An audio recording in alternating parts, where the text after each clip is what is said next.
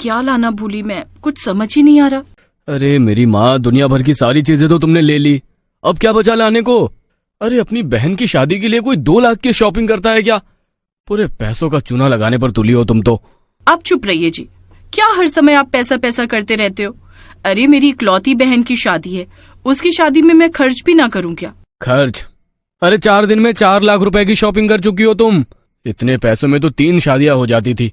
वाह जी वाह, कैसे पति हो आप। आपकी साली की शादी है और आप ऐसे कंजूसी दिखा रहे हो। जरा दिल खोलकर अपनी पत्नी की मांगे पूरी कीजिए। ये तो मुझे पूरा बर्बाद करके रख देगी। ये साली की शादी तो आफत बन गई। साली होती है आधी घरवाली। अब यहाँ तो हमारे आयुष भैया की साली की शादी होने जा रही है और उनकी साली उनकी आधी घरवाली नहीं बल्कि उनके लिए तो पूरी घरवाली की तरह बनकर अपनी बहन से खर्चा करवा रही थी। आयुष अपनी पत्नी अर्पिता के साथ अपने बड़े से घर में रहता था। आयुष के माता पिता गांव में रहते हैं और आयुष यहाँ शहर में एक कंपनी में नौकरी करता है। 1 महीने बाद उसकी बहन पायल की शादी है। अब बहन की शादी के लिए अर्पिता दिल खोलकर अपने लिए कपड़े, सामान और तरह तरह की चीजें ले रही थी और ये सब में बेचारे आयुष की जेब खाली हो रही थी। थोड़ी समय बाद, अच्छा सुनिए आयुष जी, आप ऑफिस जाते जाते मुझे मेरे मायके छोड़ दीजिए, मैं ये सारा सामान अपने घर वालों को दे देती हूँ। थोड़े समय बाद अर्पिता सारा सामान 2 बड़े बड़े बैग में भर लेती है। हैं? ये क्या अर्पिता, इतना सारा सामान? हाँ, 4 दिन में हमने जो शॉपिंग की है ना, ये वही सामान है। मैं सारा सामान अपने मायके वालों को दिखा देती हूँ। क्या मुसीबत है ये? जब तुम शादी करके आई थी तब तो तुम्हारे मायके वालों ने तुम्हें खाली बैग भी नहीं दिया था और तुमने अपनी बहन की शादी के लिए बड़े बड़े बैग भर कर खरीद लिए। आप फिर शुरू हो गए। चलिए अब। आयुष दोनों बैग लेकर अर्पिता के साथ उसके घर चला जाता है। अर्पिता के मायके में उसकी बहन पायल, माता पिता हरीश मेनका और छोटा भाई अजय था। अर्पिता के मायके वाले मिडिल क्लास लोग थे और पायल की शादी उसी शहर में रहने वाले एक मनदीप नाम के अमीर लड़के से तय हुई थी। अरे जीजू, इतना सामान यहाँ रहने आ गए हो क्या? अरे चुप, ये सारा सामान तेरी बहन का है। बेवकूफ, जब देखो तब गलत ही बात करता है। सॉरी जीजू, मुझे लगा आप यहाँ रहने आ गए हो। दामाद जी आइए बैठिए। पायल जा दामाद जी के लिए ठंडा लेकर आ। अरे नहीं माँ, इन्हें ऑफिस जाने में देर हो रही है, ये फिर कभी पी लेंगे ठंडा। ये अर्पिता भी ना, अरे ठंडा तो पीने देती ही। आयुष वहाँ से चला जाता है। तभी अर्पिता अपने मायके वालों को सारा सामान दिखाती है। तभी अर्पिता अपने कपड़े अपनी माँ और बहन को दिखाती है। वाह दीदी, ये कपड़े कितने अच्छे लग रहे हैं। तुझे अच्छे लग रहे हैं तो तू इन्हें ले ले। नहीं दीदी, ये कपड़े तो आप अपने लिए लेकर आए हो ना। अरे ले ले पायल, मैं अपने लिए दूसरे कपड़े ले लूंगी। अर्पिता अपने लाए सारे कपड़े अपनी बहन पायल को दे देती है। अब उसके बाद सब अर्पिता के गहने देखते हैं जो उसने पायल की शादी में पहनने के लिए नए खरीदे थे। अब उसकी माँ और पायल को उसके गहने पसंद आते हैं तो अर्पिता उन्हें अपने गहने भी दे देती है। उसके बाद पायल और उसकी माँ अर्पिता की लाई चप्पल, सैंडल, चूड़ियां सब कुछ उससे ले लेते हैं। अब अर्पिता के पास केवल 2 पर्स बचे थे, वो भी खाली। शाम का समय, आयुष ऑफिस से सीधे अर्पिता के घर आता है। हाँ चले अर्पिता घर। हाँ जी चलिए। अपना सामान तो ले लो अर्पिता। अरे हाँ मैं तो आपको बताना ही भूल गई। वो क्या है ना, माँ और पायल को मेरी सारी चीजें बहुत पसंद आ रही थी, इसीलिए मैंने इन्हें सारा सामान दे दिया और कहा कि मैं दूसरा ले लूंगी। ठीक किया ना मैंने? ये सुनकर आयुष के होश उड़ जाते हैं। हाँ, तुमने किया है तो सही किया होगा। चले अब। 4 लाख रुपए का चूना लगा दिया इसने। इसके मायके वाले भी कैसे बेशरम है, बिना सोचे समझे सब सामान ले लिया। अभी अर्पिता फिर से मुझसे पैसे लेगी। ये कहाँ फंस गया मैं। पत्नी तो पत्नी, भैया आयुष के ससुराल वाले भी उसके गले की फांसी का फंदा बने हुए थे। थोड़े समय बाद दोनों घर आते हैं। आयुष जी, आप कल ऑफिस से छुट्टी ले लीजिए, कल हमें शॉपिंग करने जाना है। अर्पिता, तुम्हें क्या जरूरत थी अपना सामान अपनी माँ और बहन को देने की? तो उसमें क्या है, क्या मैं अपने मायके वालों को कुछ दे भी नहीं सकती क्या? आप आराम कीजिए, मैं खाने की व्यवस्था कर देती हूँ। आयुष परेशान हो जाता है। अगले दिन अर्पिता फिर आयुष को लेकर मार्केट जाती है और अपने लिए शॉपिंग करके घर आती है। अर्पिता, मेरे अकाउंट में केवल 50,000 रुपए ही बचे हैं। अच्छा, तो कल बाकी की शॉपिंग उन्हीं पैसों में कर लेंगे।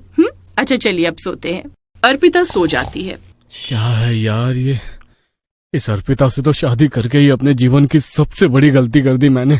तभी आयुष के मोबाइल पर गांव से उसकी माँ का फोन आता है। हाँ माँ बोलिए। शादी क्या हो गई, अपनी माँ को ही भूल गया। इतने दिनों से फोन क्यों नहीं किया तूने? अरे यार अब इनका शुरू हो गया। सो गया क्या? जवाब दे। अब जाग रहा हूँ माँ, काम में बिजी था इसीलिए आपको फोन लगाने का समय नहीं मिला। सब पता है मुझे कहाँ बिजी था तू। अपनी उस पत्नी के साथ गुलछर्रे उड़ा रहा था ना। चल अब तुरंत तेरे पिताजी के अकाउंट में 50,000 रुपए डाल। अरे माँ इतने सारे पैसों की आपको क्या जरूरत पड़ गई? तेरे पिताजी के साथ गोवा घूमने जा रही हूँ मैं। क्या इस उम्र में? अरे चपड़ गंजू, तूने जो पैसे दिए थे वो खत्म हो गए और तेरे पिताजी को खेती के लिए सामान खरीदना है, इसीलिए इतने पैसे चाहिए। फोन रखते ही पैसे अकाउंट में डाल दियो, वरना वहां आकर धुलाई करूंगी तेरी मैं। मेरी जिंदगी भी उड़ती पतंग बन गई है। एक तरफ पत्नी डोर खींचती है तो दूसरी ओर माँ। क्या जिंदगी बन गई मेरी। तभी आयुष अपने पिता के अकाउंट में बचे हुए 50,000 रुपए ट्रांसफर कर देता है। अगले दिन अर्पिता आयुष को शॉपिंग चलने को कहती है। तभी आयुष अपने पिता को पैसे भेजने की बात बताता है। क्या आपने 50,000 रुपए अपने पिता को खेती का सामान खरीदने के लिए दिए? ओहो, अरे क्या जरूरत थी उन्हें इतने पैसे देने की? यहाँ मेरी बहन की शादी सर पर है और आपने अपने पिताजी को 50,000 रुपए दे दिए। अर्पिता मेरी बात तो। मैं कुछ नहीं सुनना चाहती। आप अभी इसी समय बैंक चलिए और वहाँ से अपने नाम पर 5 लाख रुपए का लोन लीजिए। क्या 5 लाख रुपए? हाँ, अब तक तो मैं कम खर्च कर रही थी कि जाने दो क्या आपको परेशान करना, पर अब नहीं, आप हमदर्दी के लायक ही नहीं हो। अर्पिता आयुष को घसीटते हुए बाहर लेकर जाती है। भगवान जी, मेरे ही नसीबों में क्यों ऐसे लोग भेज दिए। तभी दोनों बैंक जाते हैं।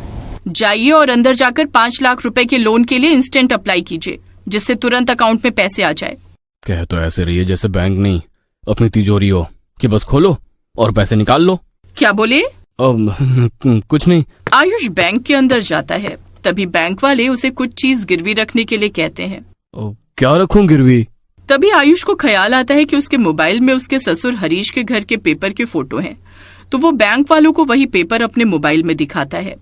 आपको ओरिजिनल पेपर लाने होंगे और ये एक फॉर्म है, जिनकी प्रॉपर्टी है यहाँ नीचे उनके सिग्नेचर करके लाने हैं। दोनों पेपर बैंक में जमा करते ही आपके अकाउंट में पैसे आ जाएंगे। अच्छा ठीक है सर, मैं कल ही आपको पेपर लाकर देता हूँ। चलो अब खेल तो रच लिया मैंने। अब कैसे भी करके मुझे ससुर जी की प्रॉपर्टी के पेपर और इनके फॉर्म में उनके सिग्नेचर करने होंगे। बड़ा शौक है ना अर्पिता को मेरा पैसा उड़ाने का। अब उड़ाना अर्पिता, अपने पिता की प्रॉपर्टी को गिरवी रख के लिए लोन के पैसों को। आयुष अर्पिता के पास जाता है। अर्पिता, ये एक फॉर्म है, इस पर एक गारंटर के सिग्नेचर चाहिए, तो हम तुम्हारे पिताजी के ही सिग्नेचर ले लेते हैं। कल हमें ये फॉर्म बैंक में जमा करना है। तभी अर्पिता आयुष के साथ उसके मायके आ जाती है और आयुष धोखे से इस जल्दबाजी में हरीश के सिग्नेचर उस फॉर्म पर ले लेता है। शाम का समय, सब बाहर हॉल में बैठे थे।